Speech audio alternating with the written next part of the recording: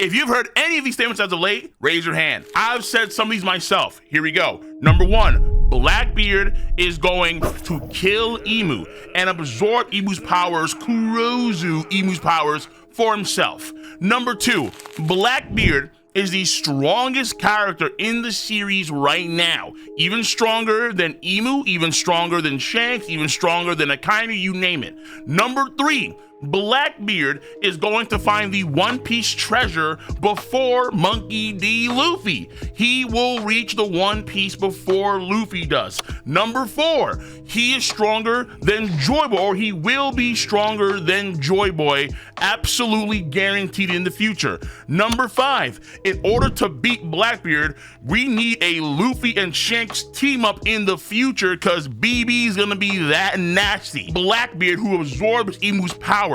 Number six, Emu in the Holy Land right now is sweating buckets, like I always do, hence the towel. Emu is sweating buckets right now in the Holy Land because Blackbeard and his boys are doing a raid and Emu is buckling. Emu wants every Holy Knight on deck, wrap up Elbaf ASAP because Blackbeard's going in. He is shaking the red line and parts of the Holy Land are crumbling as we speak.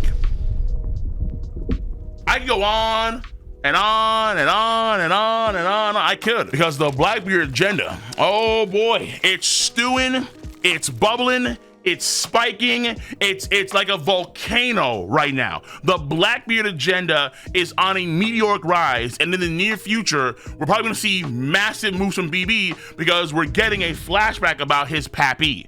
And his dad is kicking so much ass, it is scary. Rox D. Xebec, his introduction alone was outstanding. Just seeing how he's designed, seeing his mode of thought, seeing how he gathered his crew, and of course, the feats. Let's not ignore the feats of Rox D. Xebec, both on and off screen.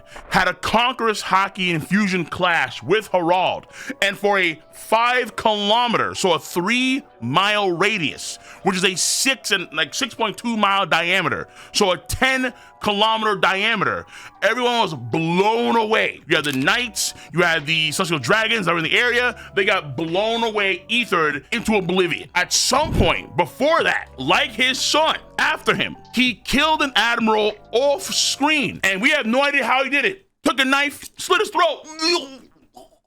Death. Wait, hold on. What about your observation hockey, sir? Why use armor hockey to block that knife? Admiral, how did this happen? How did you let Roxy Xebec come up behind you and just John Wick you like he was the Baba Yaga? We call him Baba Yaga. How is one of the world's greatest military powers, an admiral, getting nixed off screen by Rox D. Xebec? Did he slip some plutonium into his coffee and then he killed him via radiation poison? Did he have a voodoo doll and start stabbing the voodoo doll before he even approached him? Did he stop time like Dio? And then just stab him right in the throat or right in the chest and that was it?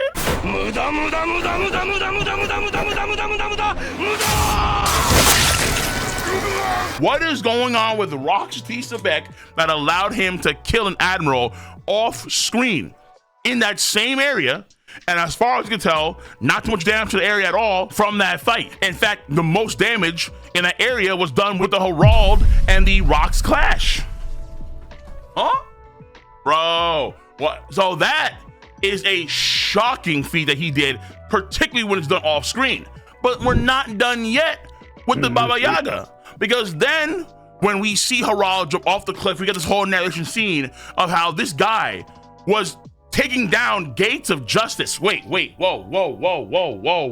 You mean those massive gates in the horizon that span like miles up in the air? Nothing but pure steel, Valyrian steel, vibranium, adamantium steel? Wait. How did he take down, or how did he destroy one of those things? How in the name of the All-Father did he manage to do that? What are the details there? There are so many questions you have to really wonder about Rox. No matter how you look at it, no matter how you slice it, it is gonna wind up being Blackbeard upscale. That's just the facts. There are a few things I said in that previous section of the video where I think they are going to come to pass. I do believe that Blackbeard will absorb Emu. I personally would rather have a final fight of the story be against a pirate crew rather than Emu and any War Government force. A story that is predominantly about pirates, it should end on a pirate note when it comes to the final fight. I'd really much rather that than Emu. When you consider the words of Xebec, where he said, I want to come back. Make no mistake, Emu, I'm coming back. Absolute. I'm thinking, yeah, since Emu won't be hearing vo ha ha ha, I think it's going to be ze ha ha ha. That's going to one day come up there and do what he's got to do. Whether he's there now or coming in the future, I think Blackbeard will take the opportunity to take down or absorb the powers of Emu. And that'll be all on screen. I don't think there's no way O's an off. Wait a minute. I mean, I say no way, but then knowing Oda, you have Anything's possible! Anything's possible, bro. So you never know. But the idea is simple though. Blackbeard, when he does that, is going to rise astronomically in power. Astronomically in power. And rightfully so. And in doing so, be very, very close to the One Piece treasure. Will he actually get it himself first? No. That's madness. I think that for sure, Whitebeard's words kind of cap Blackbeard. Where before he died, he told BB straight to his face, you're not the one. The person Roger's waiting for is not you, Teach. I believe that BB will not be able to actually achieve the One Piece treasure. Though I know some folks are saying he will be because, I mean, look at Rocks. Rocks is so damn powerful. Rocks is so damn good. If we apply the logic of the next generation surpass the old one, then BB's got to be better than Rocks. And Rocks is already nuts. The One Piece? Nah. The treasure? That's gonna change the world? Yayo, ho ho. That treasure? Nah. His name is Luffy. That's Monkey D. Luffy. King of the pirates. Right now, it is a season of wanking off Blackbeard. And I know that JD, I know that Chestnut, I know a lot of the Blackbeard stan boys and stan girls, they're having a field day right now. I get it, absolutely. He's in my top 5 fave characters in the entire series. So I understand that temptation very well. But to go as far as to give him the treasure? No. Now we're wanking too fast, too hard, and for too long. Calm down. However, what we cannot ignore are a lot of the threads of fate that Oda has now intertwined with Blackbeard, and a lot of moments that happened with him and in the past, like that Blackbeard was a core reason why Ace died. Knowing that Ace's father, Roger, was a core reason why Rocks died.